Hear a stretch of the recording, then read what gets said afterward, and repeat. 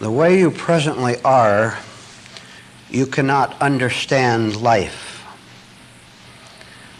Being unable to understand life, you will be unhappy. Now that word unhappiness covers a lot of ground, doesn't it? It means that you're going to wander through life, wondering whether you should go left or right. And after going left for a while, you'll wonder whether that's wrong, so you'll turn right. If you do not understand yourself, there is no way you can understand what you're supposed to be doing every minute of the day.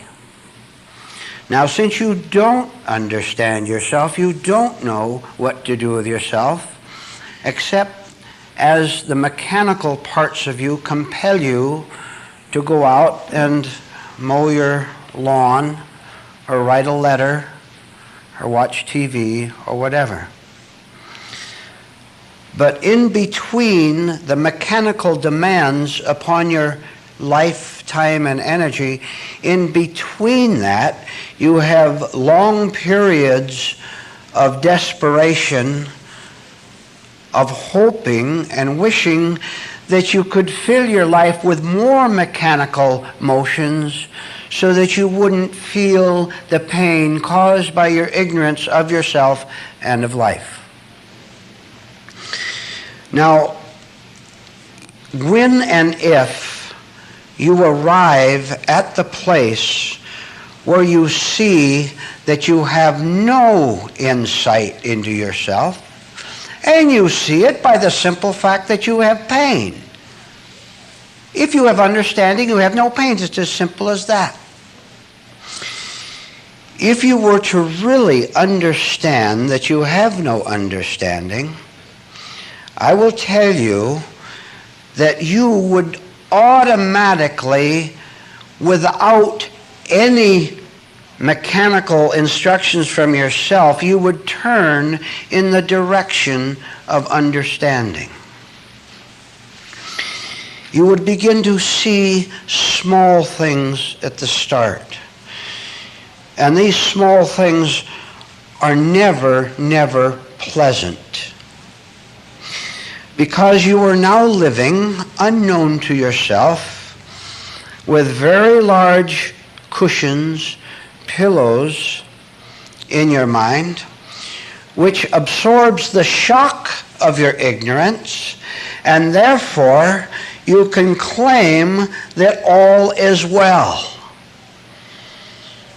But let me tell you, if you've never noticed it for yourself, when you tell yourself all is well, what a tiger-like argument you get from the rest of yourself, right? And so the civil war, the inner civil war goes on. All because you won't stop right where you are and say, I don't know what I'm doing in life. Here I am in it, right in the middle of, look how many activities are in your life. How many thoughts go through your mind? How many reactions do you have? Thousands and thousands of them in a month or in a year. And you don't understand a single one of them. I'm talking about an understanding of you, not of what you do. You can understand that if you put a nail in a board, you can put it onto a house and you can build a house. We know you can understand those things. But you don't understand why you are angry when someone gets more money for nailing the board than you do. You don't understand why you've got a home and a family, a spouse. You've got everything. You've got things to look forward to. And you feel trapped. And that's just the beginning of it. You don't know who's trapping you. Who's the enemy? You don't know who's the cause of all this pressure that I feel you feel all day long. If you can admit that you don't know what you're doing, and never have known, that you're a big fake, that you're a big bluff, that you tell other people what to do, and you vote, you take part in civic affairs, and you go out and do what you call good things. If you can see that the whole thing is nonsense, you have a chance, and not before. You have not given yourself a chance up till now. Why don't you start tonight to do things different? What the fact is that you don't presently have the tools, the procedures in order to be happy, in order to be free. Remember 1,000, 2,000 years ago when they first started to look up the sky and they see all those millions of stars and planets up there? They had no understanding of them at all, did they? They could just look up, and finally, back maybe in the year 1200, they get a few telescopes, amateur telescopes, primitive ones. Little by little, as they get the scientific equipment, they begin to understand what the stars are all about and space is all about. And now we have spaceships, and we have these new electronic cameras and things that you see on television. We're beginning to understand what it's all about up there, because we have advanced technically to the point where we can use all these superior telescopes and so on to understand. Now, someone had to experiment with those telescopes throughout the centuries and say, let's make it bigger, let's make it larger, let's put a bigger glass in it to collect more light, let's put it away from the city where the city lights don't interfere with reception. Someone had to do some work. Now, in understanding the stars over the century, that can be collective. There can be thousands of scientists all over the world working on equipment to find out what it's all about up there. And that is what you would like it to be spiritually, and you had better stop thinking that right tonight. Otherwise, you'll have to become a sheep, like most human beings on earth, who think that deliverance and salvation is collective, that it's a mass movement, and you can find it in a church. You can find it by working with other people. You will never find it by working with other people alone. I'm trying to get the point over that each one of you here is an individual. Now, I know you would very much like to lose yourself, wouldn't you, by saying that my husband can help me become truly enlightened, knowledgeable when it comes to spiritual things. Don't ever say it again, he can't. You always want someone else to give you something, and then you can take it and say that you understand. You can read psychology books. Maybe you have over the years piles of them. So-called spiritual books, maybe some of them accurate, most of them utterly misleading and very evil. The spiritual search depends on you. You can't join with anyone else and say, let's work together on this, because you'll both start to lean on each other, and you'll both start to lie to each other, and now you've got a religious organization. You've got a big, enormous building filled with religious hypocrites and with people who refuse to understand that they don't understand anything at all about why they are here on earth. Therefore, up to this point, if you suspect even right now, tonight, that all is lost, presently lost, I want to congratulate you. I want to tell you what a beautiful thing you have done when you say simply, directly to yourself, I don't know anything at all about myself.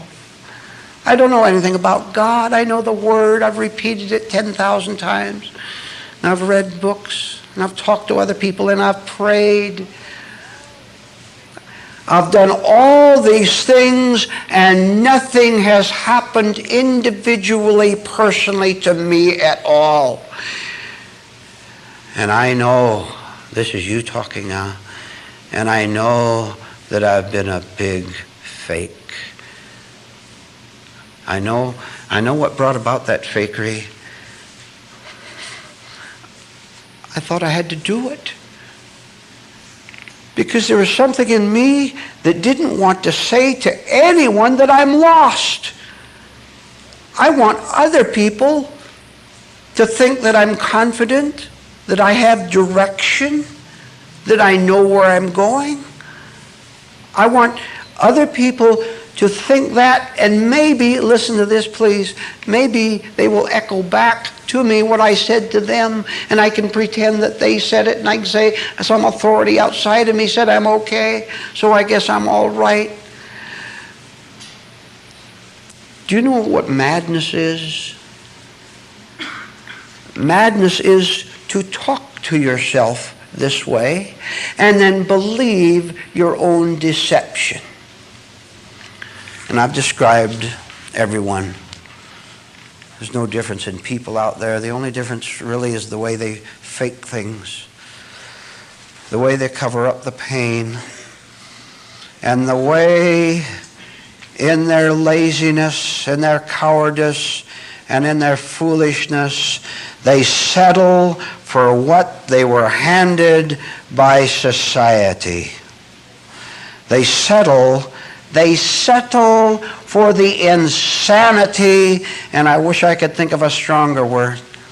They settle for that.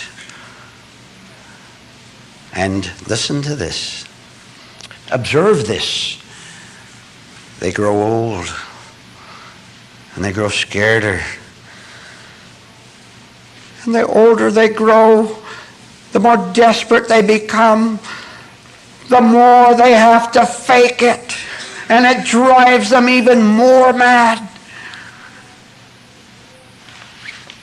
Don't you understand? All those people out there that you see walking down the street, they are like you are inwardly. If you want to know what they're like, just look and see what you're like, and they're exactly like that. That's why we have wars in which the whole world is involved and millions of people are slaughtered. That's why we have people meeting down in bars and fighting with each other. And for every fist fight you see, there's 1,000 other people down in those bars in one square block tricking each other. What do you think goes on anywhere in this? Never mind the bars, let's go home. Right in the home. What do you think people do all day long with a conversation but sit around and trick each other by lying about themselves? Well, what would you expect desperate people to do other than that? We have said here, we don't want to be desperate anymore. We have said, whatever has to be sacrificed, that is going to be sacrificed in order to submit to change. Don't change anything. You can't do that. You can't change yourself.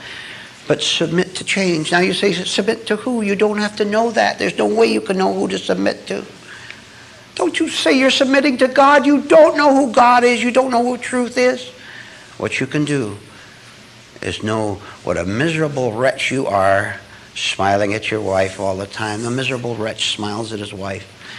And the wife, miserable wretch, smiles back and convince each other that all is well. Let's huddle together. Let's stay close and maybe the world won't hurt us anymore. You poor, foolish human beings. You don't even have the courage to look and see what you're doing. So, if you were to submit yourself, just say, I submit. Don't say to God. You don't know who he is. You get your imaginary God. I submit. I know not to whom. God, whom you don't know, will hear you. And after many, many years, not weeks or months, many, many years of submission, which is receptivity, which is looking at yourself and looking at the world, learning lessons, which is slowing down your mind and your life, which is questioning your values by which you now live. This submission will eventually turn into a certain very remarkable result as follows. You will begin to develop a point of reference. You will begin to develop a fixed point inside of you, which at first is very vague, uncertain, and shaky, but you can feel it, know it, begin to form inside of you. And this is spiritual power now at work within you for the first time in your life. This fixed reference point is what you continue with increasing frequency and force to return to when you see how many difficulties and confusions you have. You notice out there that you can't handle that world. You want so many things, and the world won't give you the many things that you want. And so you say to yourself, there's something wrong. I demand that and I don't get that. Could it possibly be my demand that's wrong instead of the world that declines to give it to me? That is what is called consulting the reference point inside of you. That is what is called looking for the spiritual solution. So increasingly, as any difficulty comes up, you have the new invited intelligence to come back to this center, which is solid, which glows with light, which has all the answers in it. And the only reason you don't have all the answers is because you're still absent, wandering around out there, forgetting what you once saw, what you once learned, forgetting the thrill of an answer from truth itself. You forget so easily. You have no spiritual memory. So you wander. But increasingly, as you remain receptive, increasingly you begin to consult the center inside of you. And as you do that, to your astonishment, all by itself, little by little and more, your confusions toward that world begin to fade out. And it becomes a source of real pleasure to you, and real pleasure for the first time too, to see that you of yourself are not doing anything but turning increasingly toward this light for the answers. And you understand how all these years before you wasted your energy trying to think the answers into existence. You understand that you used to say, the reason I didn't get what I demanded is because that's a cruel and vicious world who always has denied me. It's a vicious world out there. I deserve these things. I have them coming to me. They're my rights. And it won't give it to me. Therefore, I know the answer. It's a cruel world. That answer doesn't satisfy, does it? See, that's because it's a false answer. So as you come in, consulting the truth that's beginning to build more force, more power inside of you. As you come in, you begin to understand that you can use it and let it use you, to use both of those phrases, in very special ways. For example, let's say that you're involved in some way that gives you painful thoughts. And you say to yourself, I understand that I don't have to have these painful and useless thoughts. I'm beginning to understand that. The light says that. Now, let's go real slow so we don't miss it. I am beginning to understand something I never understood before, that all these painful, useless, tiring thoughts are not necessary. I don't have to think those thoughts. All right, now you have it intellectually a little bit, and you also have a bit of right, encouraging emotion in back of it. This is just the beginning of right feelings for you. Just the beginning. But it's real. And so you say, all right, I don't have to be attacked by painful thoughts anymore. A situation comes along that you begin to connect with your true idea that you don't have to think painful thoughts. A situation comes up, let's say, as follows. You get involved with something, with people, a single person, 2 people, or 10 people. You get involved in something that you don't want to be involved in. It's taking your time, it's taking your money, it's taking your attention. It is taking you away from what you would really rather be doing. And the very fact that you could see this is great advancement in itself, because most people in a trap can't see a trap. They refuse to see it. They don't call it a trap. They call it the beautiful open space where they can roam anywhere they want. But it's still a trap, because when you're angry and irritable, envious and all that, it has to be a trap. So you've seen that you're in a situation that you don't want to be in. Now, real careful attention now. You first had the knowledge that you don't have to think painful thoughts. And you're in a situation that you don't want to be in. And one afternoon, while realizing that you're in this involvement that you want to get out of as fast as you can and stay out, you don't want to be with those people anymore. One time while you're thinking about this, it occurs to you what you learned earlier, that you don't have to think painful thoughts.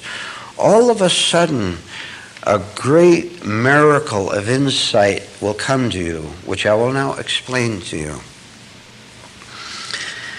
Before, when you wanted to get out of this situation, and you're in them now, by the way, and if you listen to me tonight, you won't get into them anymore. You'll stay out of them in the first place. You think that you're about the situation you're in, and connect with that with the fact that you don't have to think painful thoughts. Therefore, you stop trying to think your way out of the trap of the involvement with other people. You no longer think about it. Remember? Come on, you've been in situations like this. Remember when you were involved with that man, ladies, that woman, men, that family, those relatives, that gang you ran around with, those sickos, those weirdos. Remember how hard you tried to think your way out. Maybe if I phone and say I won't be over tonight, that'll do it. And that didn't work. Maybe if I find something else to replace their company, that will do it. And you went right back to them again because they were giving you a false reward. All these painful thoughts on and on. You got mad at them. You say, I'm not going to see you anymore. Don't expect me to come around anymore. And the next week you came around some more, right? You came on back together. You were fighting with that man and you went right back to him. You were fighting with that woman and you went right back to her. Poor, pathetic human beings. They won't learn. They don't want to learn. And it occurs to you, by the grace of heaven, you don't any longer have to try to think your way out of this involvement. It is useless. You don't have to think useless thoughts anymore. You don't have to think agonizing thoughts anymore. You don't have to think about the trap, the situation at all anymore. Because you learned that. First it was an idea, as I said. Then it became a power. And now you've connected it with something very personal, right? Right in your life. And you're amazed to see that this truth that you first heard about at your first meeting years ago, or the first book you read, what's going on here? Truth is the only thing that's practical. I thought the truth was all about heaven, all about angels. It's about me having hatred. It's about me not knowing what to do to get out of this trap. That's what truth is all about. And the reason you know it is because you saw it for yourself. Now you learn. There is no need to think painful thoughts about the scheme for escaping those evil people whom you now know are evil. They want to drag you down to where they are. Drag you down lower than that if they can. They'll walk all over you. There is no need to think of a plan. I'm free of driving myself crazy. How do I get out of this? I don't have to think useless thoughts. I'm not going to think about it at all. I really am not going to think about it. I know I don't have to. I know I don't have to torment myself with agonizing, torturous thoughts. And I'm not going to do it anymore. I just am not going to do it anymore. I'm talking about endless miracles here tonight, and here's the next one. Miracles that you can experience for yourself, see for yourself. Once the spirit of reality in you understands that all it has to do, you understand, that all you have to do is not do what you're used to do. Now, it isn't quite as simple as that. It's going to take a lot of time and a lot of work and a lot of mistakes.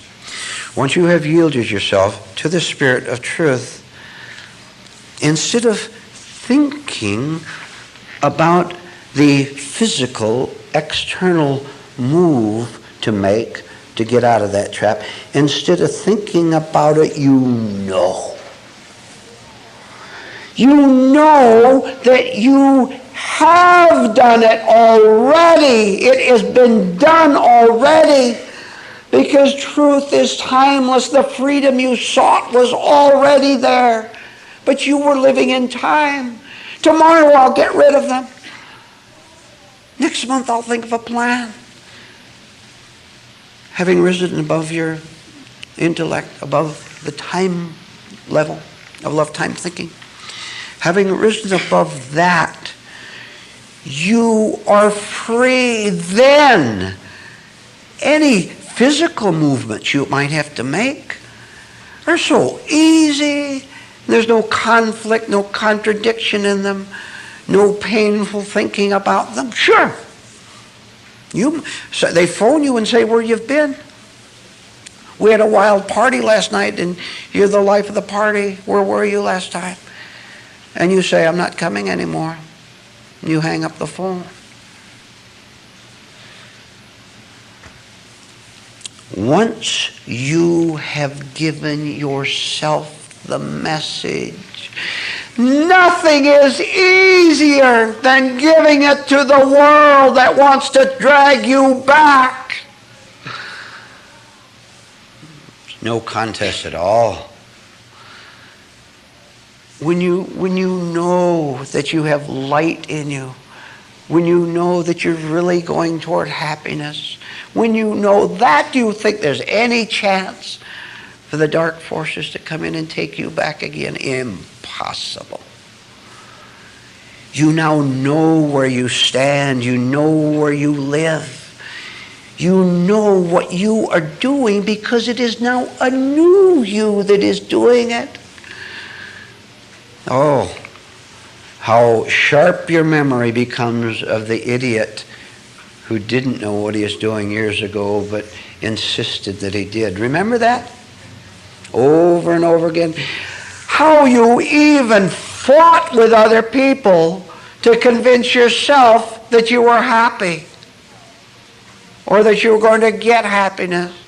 Here's two furious men screaming at each other, trying to convince each other that they're right and therefore happy.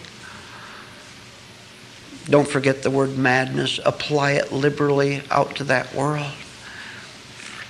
But we're talking about spiritual sanity. We're talking about you now knowing from yourself that it's not necessary to think painful, useless, or terrifying or wearifying thoughts anymore. You take that. Now, I've given you a talk tonight. You take the principles that I've given you. Now, you apply them, and here's how you do that. You say to yourself, you can even write it down, it is not necessary to think terrifying thoughts anymore. Phrase it any way you want, because I know you have the idea. Now, you connect that with some situation that you're in that you don't want to be in, because you know it's wrong. Not because it's disadvantageous to your pocketbook or to your sex life, but it's disadvantageous to your spiritual life. And you take that situation and you say, I understand that I don't have to drive myself crazy by thinking how to get out of it. If I stop thinking, I will stop being the thinker who thinks he can escape the trap. The thinker is the trap itself. How are you going to escape when you are the trap? When you see this, the whole illusion collapses right in front of you. You know what a movie set is? The big movie set, the big southern mansion with all the Confederate soldiers out in front and the pretty bells of the South. Here's the big building. You think it's real, and you wonder why you can't be there and part of the glamour scene. Some glamour. And all of a sudden it collapses, and you see through the hoax, and you see that your wish to be there was false too. See that thought can't do it for you. Connect all that we've talked about with a personal situation. And don't you dare let yourself be lured back to where you try to figure it out. If you don't try to figure it out, God will figure it out for you. And as I mentioned about 5 minutes ago, the solution you seek already exists. When you cancel time, when you cancel your false personality and rise up to the light, rise up to the now, you will understand everything about everything. Wouldn't that be nice? Can be done. How many of you would describe yourself as a little bit batty? For those of you listening to the cassette tape, about half the hands went up. And you'll hear the other half in a minute when I ask how many of you would describe yourself as overwhelmingly batty. That was the rest of them. I'll tell you why you are. Because you are a careless man, a careless woman. And that's what we're going to talk about tonight. You being a careless human being. Now, when you're careless, say driving your car along the highway at 80 miles an hour, when you are careless, it means you cannot see consequences. Now, if a man or woman driving their car, speeding along the highway at 80, knew that that truck was going to come out of the side road, or there's going to be a sudden turn or a sudden obstacle in the road, if that person driving that car madly knew that they were going to have an accident, they wouldn't drive that way. Carelessness means that you are enamored, in love with the thrill of the moment. It means that you don't really care about your life. It means that you care about gratifying sensations. Now, what kind of a mind would speed along the highway at 80 miles an hour, knowing that it's dangerous to drive that speed anywhere? What kind of a mind would drive like that? It's a mind that doesn't really care for anything but to repeat it, and don't you ever forget it. A mind that cares only for instant gratification, which is the same thing as being in a state of psychic hypnosis. That's all that matters. Now, this is a description of human stupidity.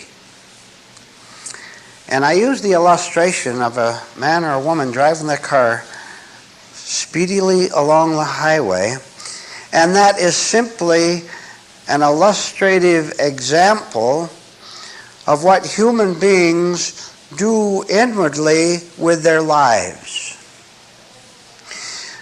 All day long, the only thing that goes through their minds and through their feelings is something that for that very second gives them a thrill, positive or negative. What happened today along your highway, along today's highway of life, that little bit of stretch of it, what happened to you today that got you so excited that you didn't know that you were eating lunch? You didn't even know it. All of a sudden you're outside of the cafe or outside of the kitchen. You didn't know what had happened. Your mind was somewhere when it should have been where you were and what you were doing at the moment. How was your whole day spent? I will tell you that it was spent in being criminally, dreadfully careless with the life that God gave you to live on this earth and to do something about. You are not doing anything constructive, anything developmental about your life, when all you're doing is wandering somewhere because you have abandoned the principle, the first principle of life, which is one word. Now, you think about this. See, words are so easy to put out, so many of them, thousands of words in one talk. Think about this one word that you didn't think about today. Grow. G-R-O-W. Grow. Did you grow at all today? Or did you stay in the same circle of old thoughts, of familiar reactions? Not knowing that something that is truly foreign to what is right for you has taken over your mind. No wonder you're crazy all day long. And this is what it is. There's no other word to use. You're crazy. You don't know what you're doing. You don't know how to talk to other people in a simple, direct way. You stand around and stare. That's your entertainment, to stare. Looking out for a moving picture show, whatever it is out there. You don't know what to do with yourself. And yet, look at this. Look at this curious thought. Completely unable to trust your own mind, your own self, you trust it 100%. How is that for insanity? Go over that one again. You trusted yourself, that is, you trusted your present self, your present nature, all day long, and look what it got you. Look what it got you but a blank day where there was nothing revealed to you about yourself. You didn't catch anything wrong with yourself. You didn't grow. Now look, there is such a thing known as stupid trust. And this is what the world does. A stupid trust in your present conditions without once during a day, a month, a year, a lifetime, without once saying, what happened to me today and why? Now, in order to do this and to grow, you have to put about 50 things together, and I've brought in 50 already. But what among the 50 essentials, you have to see that what you are calling your reward is your downhill slide. Curiosity about your neighbor. Thinking slanderous thoughts. Making mental sarcasms towards something you see on the news. Hiding your trickery from yourself. Pretending you're light and cheerful when you're not. Deliberately being gloomy, hoping to impress someone by that, including yourself. How do you expect to become a different human being unless you start doing what is necessary? Now let me tell you, does it ever occur to you that maybe right here in this room you don't mean it at all? Well, I'll give you a little test. You answer to yourself. Don't raise your hand. And let's just take the last year. Some of you have been here for many years. Let's just take the last year. What have you dismissed from your life in just the last year that is knowingly burdensome to you? And I emphasize the word knowingly burdensome. Because you can take your self-centered, irritable little nature not as a burden, but as a familiar companion, traveling companion, and a pleasure.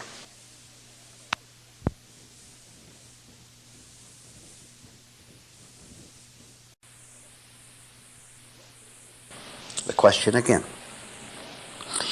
Just in the last year, have you allowed the light of truth to shine inside your psychic system, reveal something, yield to the light, and let it dissolve something that all those years, 30, 40, 60 years, you thought was good and necessary, and now you gasp with shock and astonishment, and you say to yourself, how foolish I have been to make all those assumptions that all was well.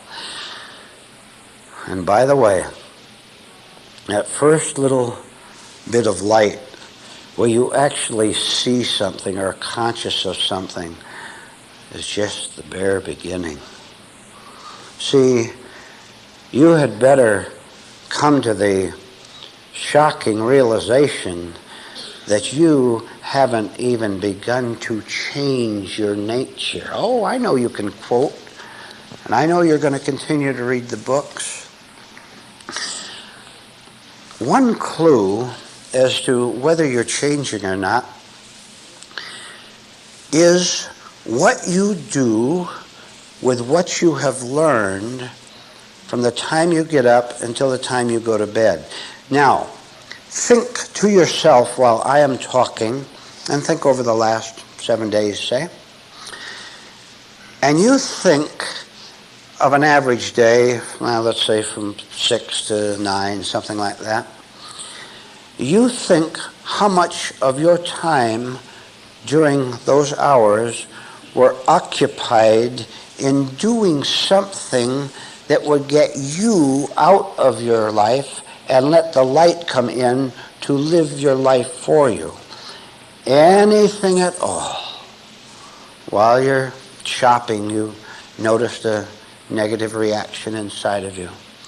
While you were talking to someone on the telephone, you noticed your impatience, or you noticed how they dominated the conversation and you had something you thought was so much more important that you wanted to talk about. Did you do that once today? You had better start sitting in judgment of what you were doing with your time and with your energy during one complete day. You get up in the morning, you get up tomorrow morning, and when you get up, you remember what you've heard here tonight, and you remind yourself and you say, I'm going to fight for myself to stay awake. You can remember the lessons that you've had in the booklets. You can remember that when you reach out to pick up the coffee cup that you reached out for it. No, don't go to sleep. Once you pick it up, don't go to sleep. You pick it up and you sip the coffee. Stay awake for the complete exercise. See, you're lazy. Even if you manage to remember that you picked it up like that, once you get there, you forget it. The taste of the coffee, it's too sweet or too sour, and you forget it.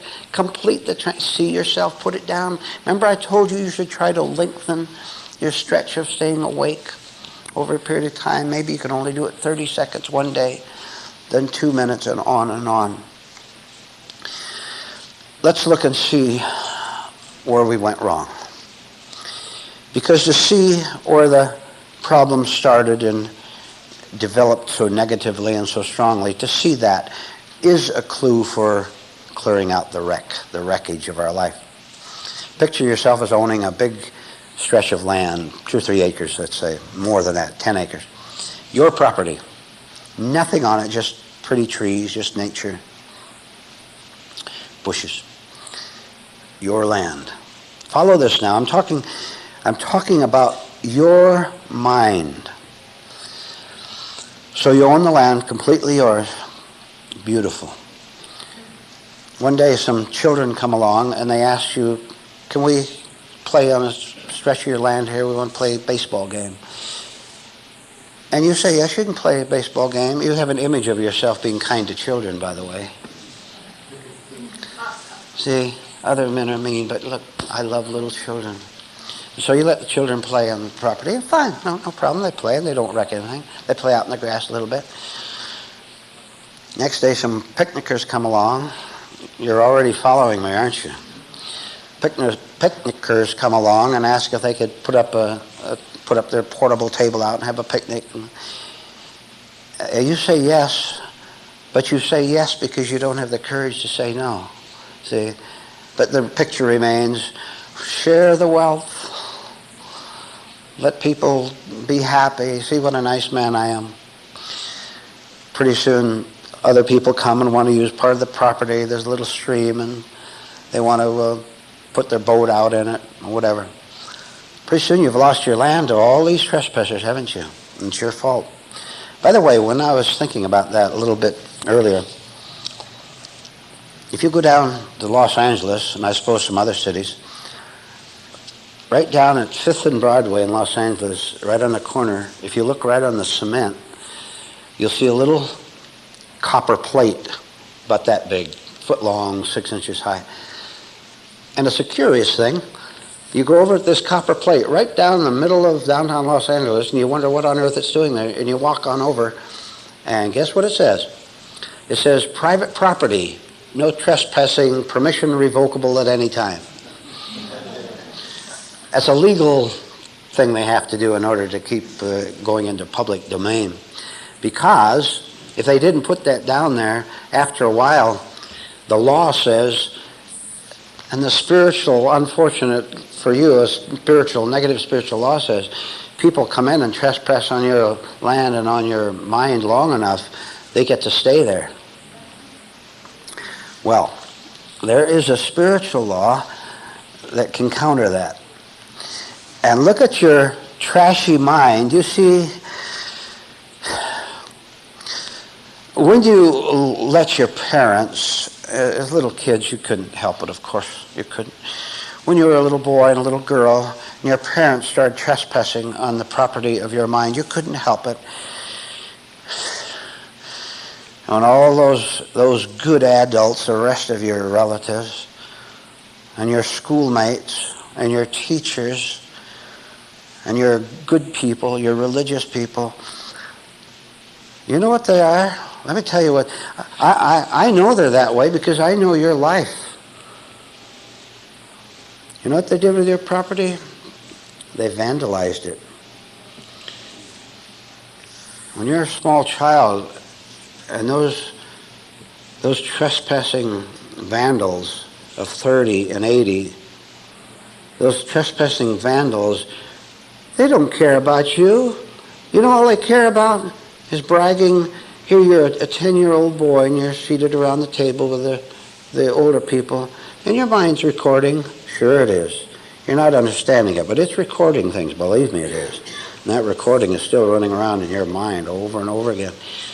You hear that man bragging about how he tricked someone and made extra money, bragging about what a great lover he is. And his wife chirps in and she talks about herself, about her brother was a war hero, on and on. The average human being, which is every human being, practically, has no conscience, has no decency. Here they're sitting around the table. Here you are, a 10-year-old boy or girl, taking all that in, and they vandalize your mind. Do you think they cared? Do you think they gave one thought to what they were saying? And how about all that crude language? How about all those sly sex jokes? You caught it, didn't you? It's in you right now. Of course you caught it. They trespassed upon your mind and wrecked it. No, that's why you're a wreck today, because that's what they did to you. It just so happens that spiritual principles are not tainted. They are not corrupted. And they are available for you to begin right now to chase those trespassers with all their trash that they toss around. They don't care about anyone or anything. All they care is to have fun, what they call fun, and ruin themselves and you. Truthful principles with your invitation can begin to come in and get them off the land. Now listen, you can't order them off. They'll just laugh at you. You can't tell them, get off my property. They're just going to stand there and claim it's their land now. Why do you think we talk about possession and evil spirits? They just laugh at you. They sneer at you. What do you mean, we've got you? And when they sneer at you, those trespassers, those demons, when they sneer at you and tell you there's nothing you can do about it, we're in here permanently, do you know what they're doing the minute they say that? They're watching to see if you'll fall for it, and they're 99% certain every time that you will. See, listen, you're so gullible. They tell you there's nothing you can do about clearing us out. We're here permanently. We have the law behind us even. And they are so confident that they only half watch you because they know your face is going to tremble. And they know they've got you. Of course they have, because you were on their side.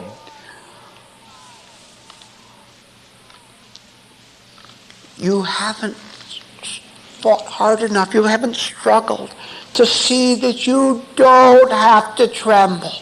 You don't have to fawn. You don't have to smile at them.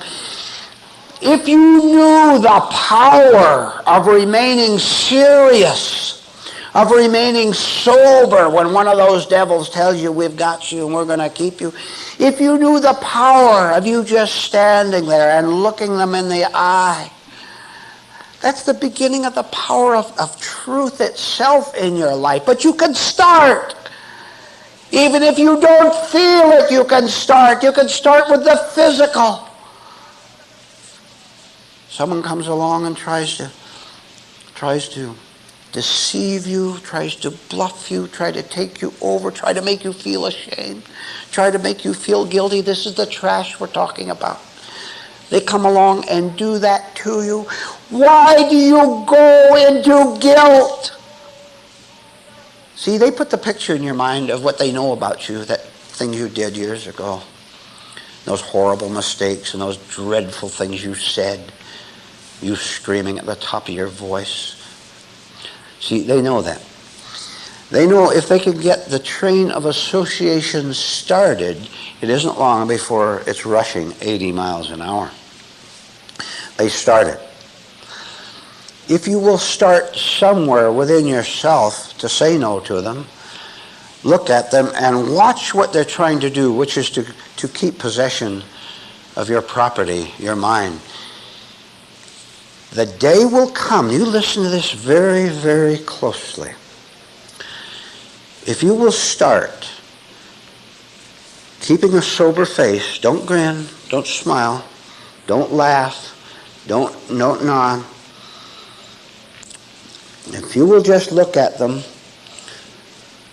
one of these revelations that we've talked about earlier a little bit, one of these disclosures will come to you.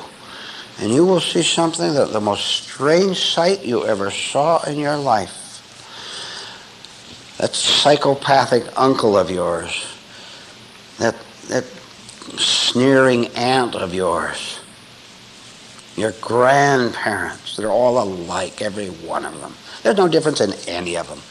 They just talk about religion, the hypocrites.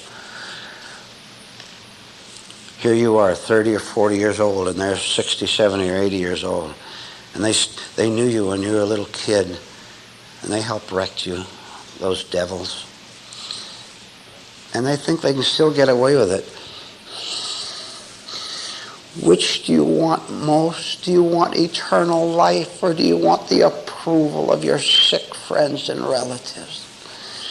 And I'll tell you what you'll see one day. Oh no, Grandpa, whom I'm supposed to love and respect simply because you carry the name Grandpa. Dear Grandpa, I know you're a monster. You don't know it, and you never will. You never will know it. And Grandma won't know it because she's one herself too. Let me tell you, Grandpa, no more of that. I took it for all these years. Here I am 30, 40, even 50 years old. And you started to work on me when I was a little child. I remember that time you took me for a walk. I remember those things you said, those sarcastic remarks. I remember those things. They're recorded in here somewhere. You begin to have the strength of God in your spirit. Next time one of those devils comes around you and tells you that they're going to stay on your property, continue to wreck it and vandalize it, you say no. The miracle will happen. And I'll tell you what it is. You will see for the first time in your life in that man or that woman's face a hesitant fear. Of course it's going to be fearful because you are beginning in that little way to remain home spiritually, to not fall down, to not be a sucker for those devils. And that scares the devil. This all has to happen individually. It'll happen all in different ways. I'm giving you simply one way in which it could happen. It could happen in 1,000 ways. Where you say no, where you get up out of that house of relatives and you walk right out of there and you get in your car and you drive home. And they phone and they make a sarcastic remark. What's the matter? Can't you take it? They phone you at home. What's the matter? Can't you take it? We were just kidding, a little joke. You say to them, you're not joking. And I know you weren't joking, and don't call me again. And politely hang up.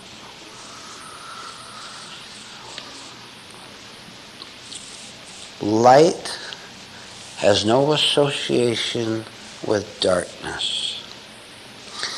Now, if you associate with darkness, what does that say about you? All right, now this is a lesson. Isn't that good? You're still afraid of your parents. Here you are, a grown-up man or woman. You're still afraid of the boss. You're afraid of those sarcastic devils you work with whose only concern is getting more money, tricking people in order to get bigger tips or bigger wages or whatever. Can you see that in yourself? And can you see the reason that those people are suffering is because they are sarcastic? The reason they have that pain look on their face is because the only values they have are the values of this sick world. And can't you say, thank heaven I saw that, and I am not going to have anything more to do with it. I have to work in that place, sure.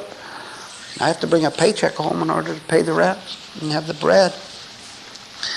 But I don't have to live with you people psychologically, because you are beginning to understand that truth itself owns that pure, original, unspoiled property that was yours at the beginning.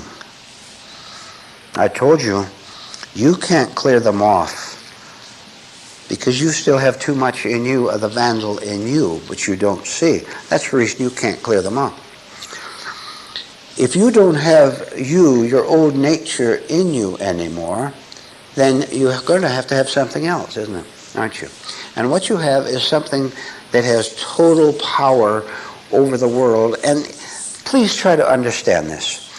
See, when I use the word power, you go into old ways of it, like dominating someone, something like that. To have, listen to this and never forget it, write it down. To have power over the whole world, including every human being in this world, is the power to ignore them. They want you to fight. They want you to argue. And you did for all that time, didn't you? They could set you off. Look how easy anyone sets you off. The slightest word, slightest glance, slightest look, and you're set off. See, truth lives in its natural nature by ignoring evil. Truth has nothing to do with evil, right? So therefore, its power over evil is to have nothing to do with it. Now, you can have that pure light truth inside you so that you understand experimentally and by experience just what that means. It means that you being an aware human being with truth in you, when you circulate in this world and it, by its very evil nature, tries to vandalize you in one way or another, you, because you're living with truth, walk by it, ignore it. It'll call after you and try to get you back, but you just keep walking because you know you have nothing in common with it. Think about that fact very deeply later on, so that you can see that presently you are unable to ignore the vandals who insist on invading your property and wrecking it. You know, ladies, the man leaves you or the man yells at you, notice that you can't leave the situation alone, but you're tied to it. That's part of what I meant when I say you still have the vandal in you. What a beautiful truth it is that if we invite truth in and it changes the inner, we always know what to do outwardly. You always know what to do, and you know what to do instantly. If you think about it, you don't know what to do, right? If you think about it, you go into several choices, and all of them are ego-serving. But if you stay out of your intellect because you're seeing its limitations, if you stay out of that and stay with the spirit of truth, you can walk anywhere you want in this life. You know you could even walk into hell. That means you could be right out in the mad world, no matter where you are working or wherever people are screaming and hollering. And hell doesn't touch you at all because the truth in you doesn't reside there. Think about all this. Make some notes. Read your notes at home. Look at the more important points, some that I just gave you. Let it change you. There are two ways you can take a walk through the pretty woods and the countryside. The first way is you can have a destination where you know where you want to go, where you want to arrive at. It might be a historical monument somewhere. It might be a viewpoint where you can look out and see the vast country. You know where you want to go. It's fixed in your mind. That's one way. The other way is that you go out into the pretty woods and the hills and you have no destination at all.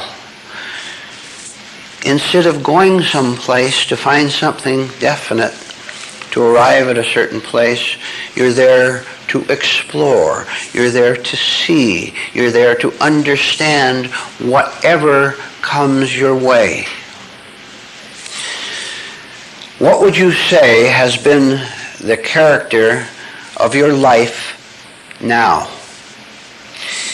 I will tell you what it is. It has been not just one destination, but thousands of aims and goals. And curiously enough, and sadly enough, one destination is directly east, and 5 minutes later the next one is directly west, right? They switch so suddenly, they take you over. You don't know it. You don't know what is happening to you because you don't understand the inner machine. You have your choice, therefore, from now on, ladies and gentlemen, of having a fixed destination, continue to have a direction, what you call direction, heading towards something, or having no pre-planned, no man-made, no woman-made destination at all. Spiritually speaking, it is absolutely disastrous to have a destination. You arrive at it, whatever it might be. Go ahead. After the meeting, make a list of the things you want. That's your destinations.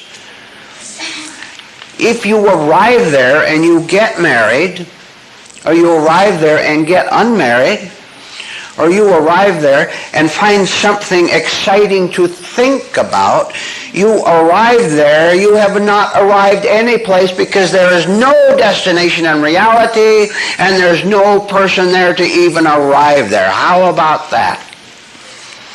A delusion is walking toward a delusion and you don't see it, you don't understand it. The way to understand it is to have the courage and to have the spiritual originality to step out, that first step out into the woods and the pretty hills, to step out there and refuse to know where you're going. Don't say, I'm heading toward that well over there, that river, that mountain.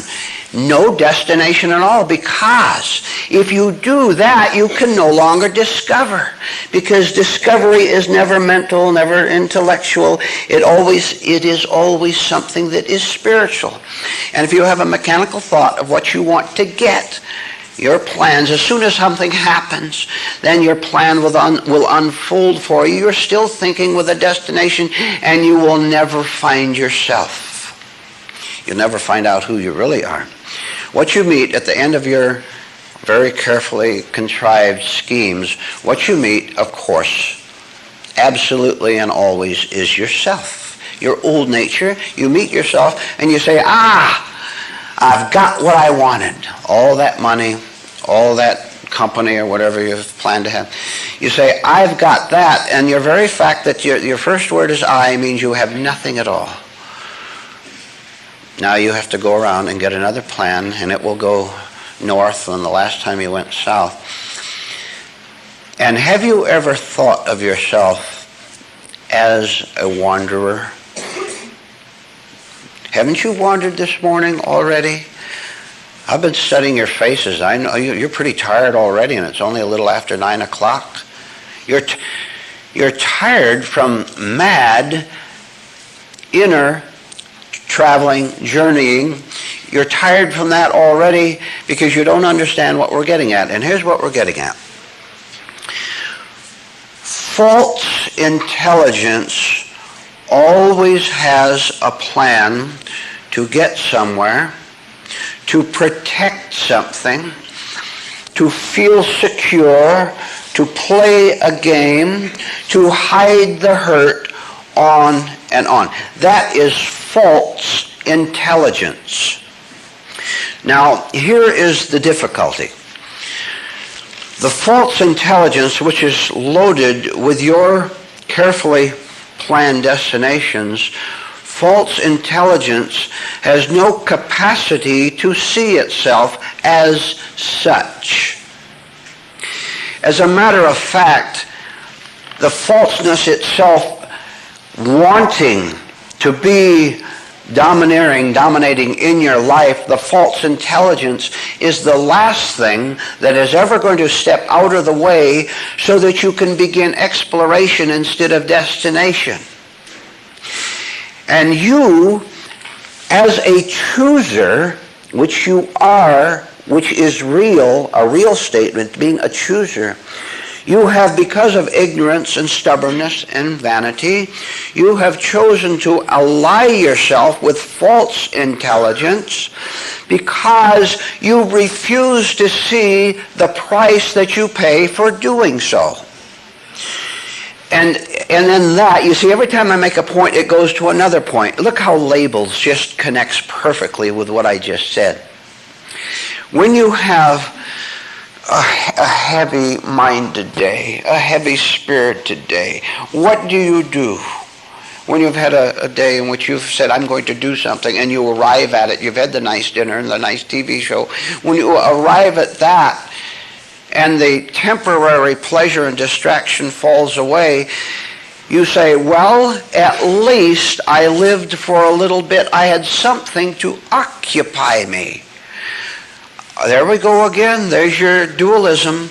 I had something to occupy me. If you don't see that the very first word of I is the problem, you'll never see the secondary problem, which is that you're trying to fill the I basket with something valuable. There is no basket.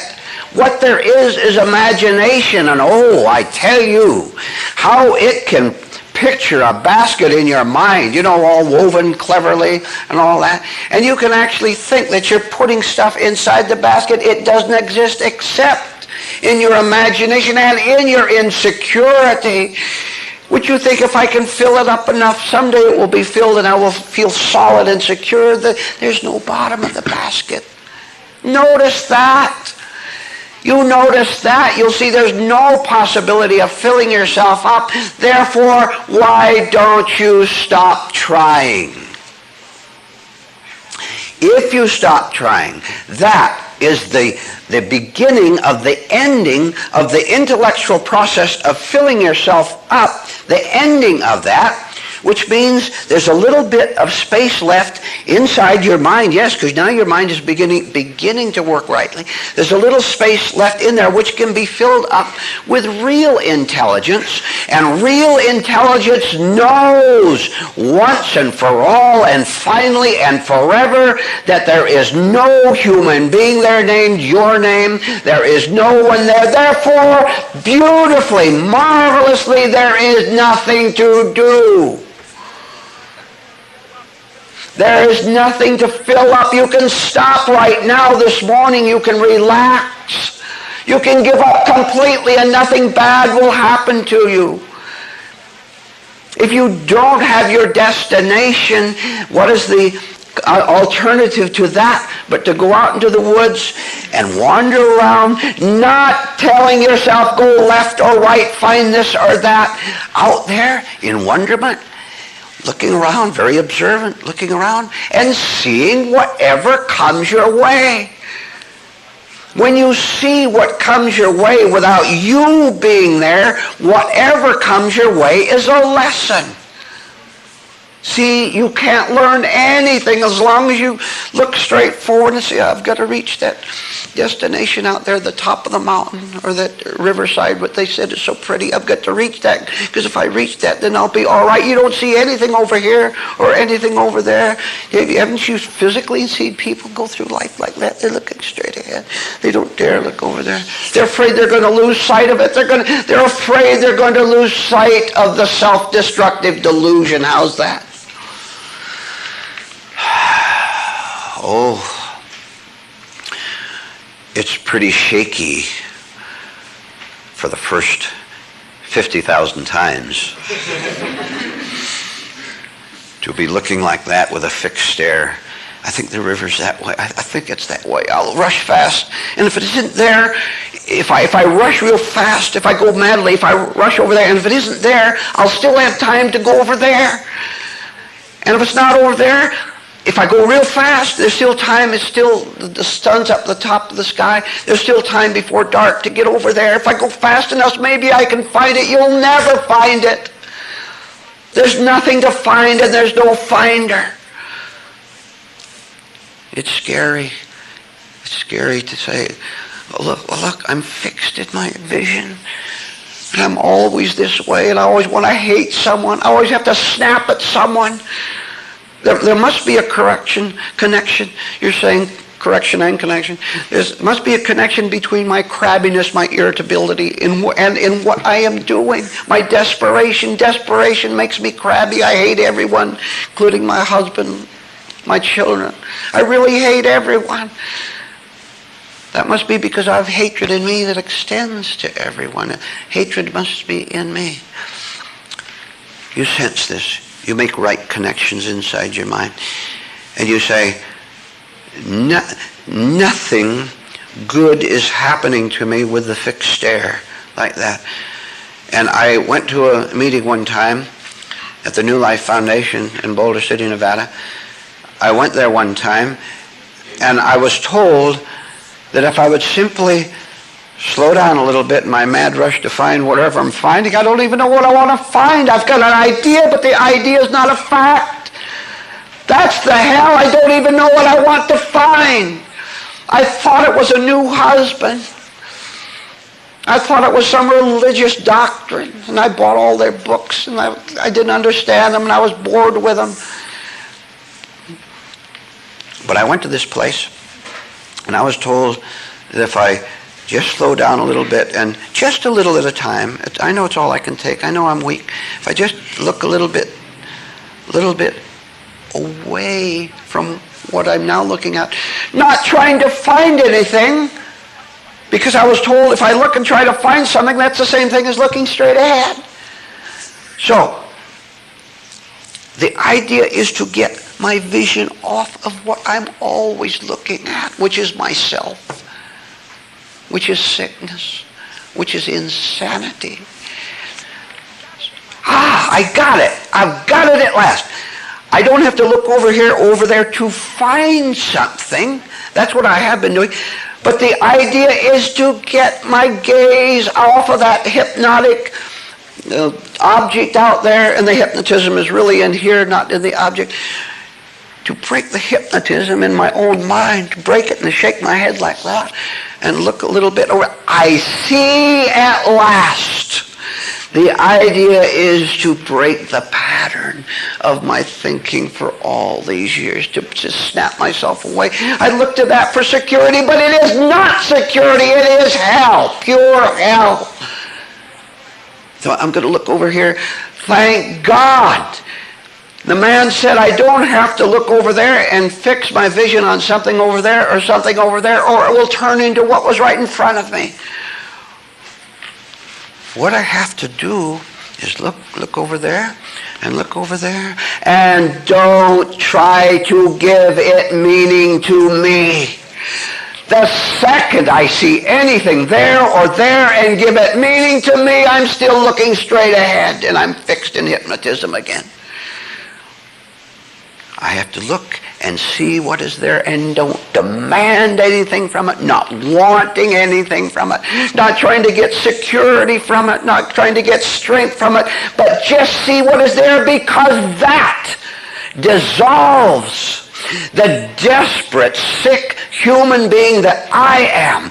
The reality I see without me trying to twist anything out there, that begins to do something absolutely miraculous, which I never understood before, or could even begin to understand, which is the secret is not to find something out there, but to dissolve something in here.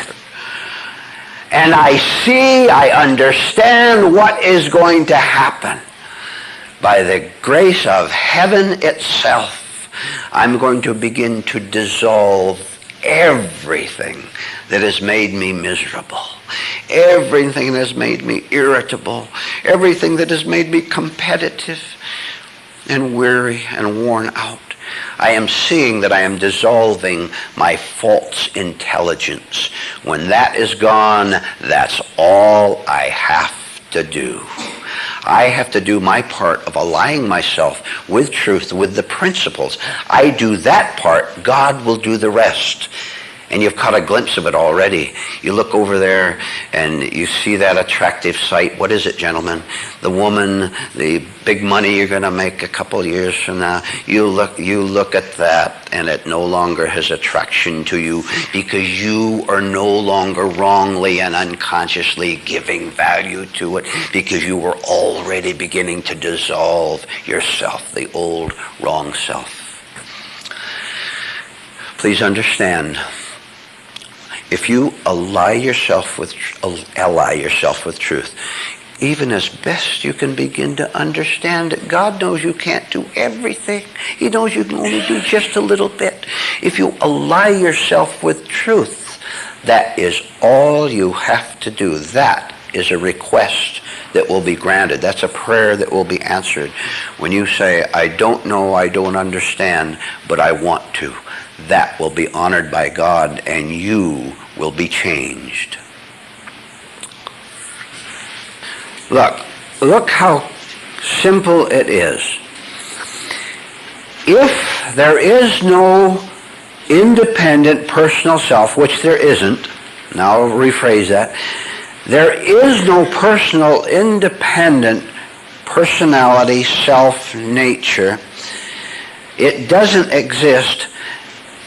Since it doesn't exist, how can it have virtues or vices? Either one. It can't. Those opposites are created only by the intellect, by the mind, which is the same place where the ego, the false sense of self, is, quote mark, created, right? Comes into being in an illusory way. Therefore, go to work all out from now on, understanding indeed that you have no goodness and no badness of your own. You'll settle for either one in order to say there's an I, because if you settle for one, you automatically create the opposite. How can there be good without bad, right? See? There is no self for either vice or virtue to be attributed to, period. See that, and you are out of the trap forever, out of the trap for eternity, because you're out of the time trap of the mind. Truth does not need direction because it is not going anywhere. Truth does not need direction because it is not going anywhere. Do you understand that, more or less?